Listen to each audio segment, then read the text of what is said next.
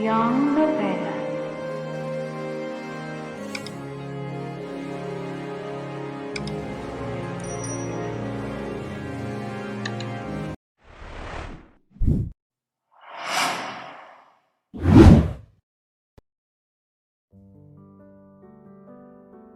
Hoy babae, gumising ka. Alas 5 na ng umaga ha. Magluto ka na para sa amin.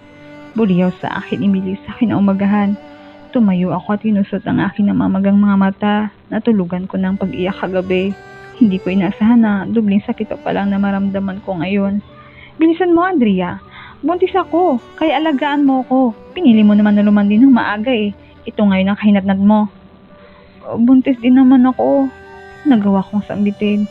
Oo, buntis ka, pero hindi ka naman mahal ni Anthony. Kung ayaw mong maging alila umalis ka rito. Diin niyang sambit. Tumayo ako at dandang pumunta sa kitchen upang magluto. Honey, come, let's eat. I cook big curry for you. Tiindi kong sambit ni Melissa habang nasa loob ako ng banyo na naliligo. Masarap diba, honey? Dugtong ng babae. Oo. It's delicious, Han. Tinig kong sambit ni Anthony. Ngumiti ako na mapakla sa aking narinig. Mas masakit ito. Mas masakit para sa akin ang sitwasyon ngayon. Hinimas ko ang aking tiyan. Kung kambal ito napakaliit nila. Kanina sinipad ko ang tiyan ni Melissa. Medyo nakaumbok na ito. Did you visit on Obi already?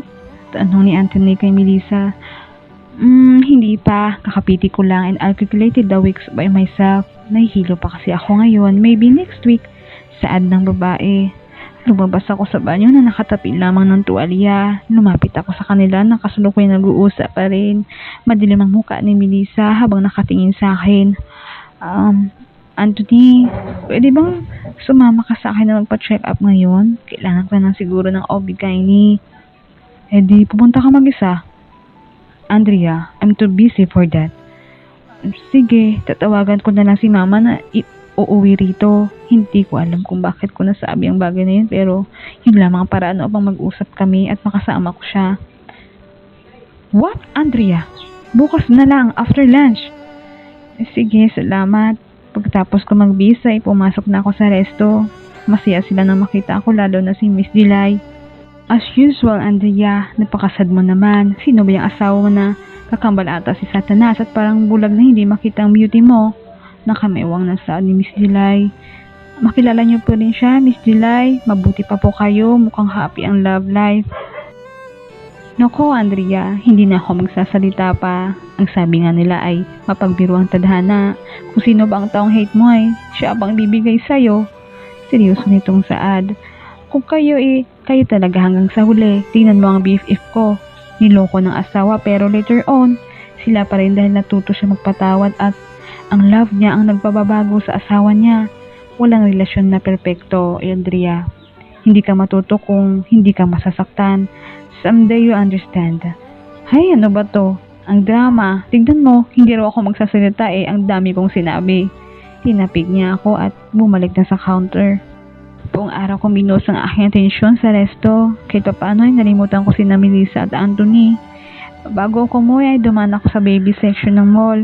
Nawili ako sa mga cute na gamit na pang baby. Hey, nandito ka lang pala. Buo sa Terence ang aking narinig mula sa aking likuran. Anong ginagawa mo rito? Susunduin ka. Galing ako sa kondo nyo pero similang naabutan ko doon. Are you okay? Are you sure you want to stay there? Kaya ko pa, Terence. Mahina akong saad. Others would call you a martyr wife. But for me, you are a strong woman. Kung hindi mo na kaya, hindi rin masamang bumitaw. Remember that, Andrea. Salamat, Terence.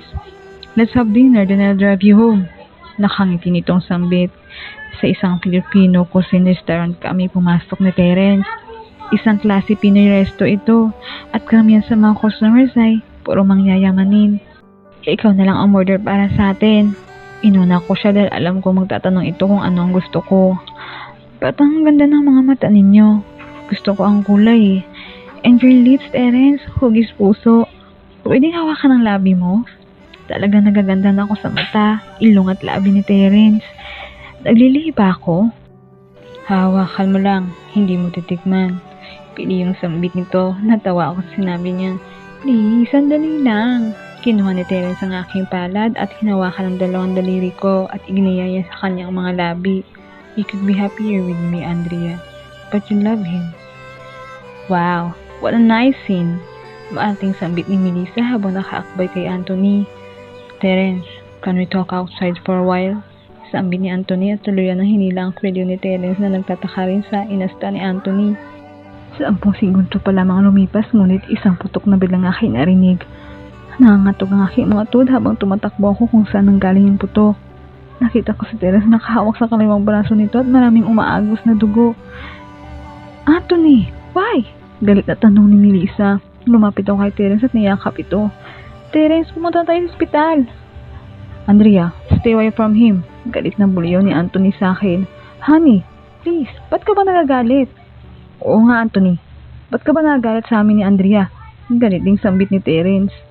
Marami ng usyoso ang nakapaligid sa amin at may dalawang naka-uniforming pulis ang lumapit. Anak lang, kayo lang pala. Hoy mga giler, magpapatayin ba kayo? Bea, bigyan mo ng baril sa Terence. Isang maganda at sexy na babaeng pulis ang lumapit kina Anthony at Terence. Gina Rivas, shut up!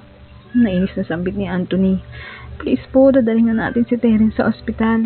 Nag-aalala kong sambit sa dalawang pulis. Don't worry, masamang damo yan. Hindi yan basta-bastang mamatay. Hoy Terence, ang swerte mo naman sa jowa mong fresh na fresh at manadyosa. Ano ba kasalanan mo kay Anthony at binaril ka talaga? Saad ni Gina. Siya ang tanongin ninyo. Sagot ni Terence.